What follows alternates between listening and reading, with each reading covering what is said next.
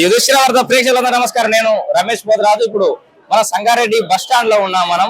అయితే మనం మొన్న మార్నింగ్ న్యూస్ లో కూడా చెప్పినాం, అసలు ఫ్రీ బస్ సర్వీసెస్ అయితే కొనసాగుతున్నాయి సక్సెస్ఫుల్ గా, ఓకే. బట్ బస్ లో రష్ పెరుగుతోంది. ఇప్పుడు హాలిడేస్ వచ్చినాయి, సమ్మర్ హాలిడేస్ వచ్చినాయి కాబట్టి పిల్లలంతా హాలిడేస్ లో అమ్మమ్మ వాళ్ళ ఇంటికి, నాన్నమ్మ ఇంటికి వెళ్ళడం, ఇంకా పెళ్లిళ్ళు, ఫంక్షన్లు, రకరకాల ఈవెంట్లతోటి ఫ్రీ బస్ అనేది ఫెసిలిటీ ఉపయోగించుకోవడానికి ఎక్కువ మొగ్గు చూపుతారు. సో బాగా తీవ్రంగా ఎండలు కూడా ఉన్న నేపథ్యంలో బస్ సర్వీసెస్ పెంచాలి, లేని పక్షంలో ప్రజలకు ఇబ్బందులు కలుగుతున్నాయని చెప్పేసి కూడా మనం చాలా సార్లు గొంతెత్తునే ఉన్నాం.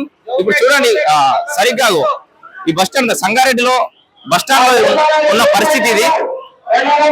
అంతమంది మహిళల మధ్యలో పురుషుల పరిస్థితి చూడండి ఒకసారి. మహిళల మధ్యలో పురుషుల పరిస్థితి చూడండి. చిన్న పిల్లలు కూడా ఎక్కుతున్నారు అక్కడ సీట్ల కిందకి. ఇక్కడ అక్కడ చూడండి, చిన్న పాప దాంట్లో ఇరుక్కపోయింది చూడండి, చిన్న పాప.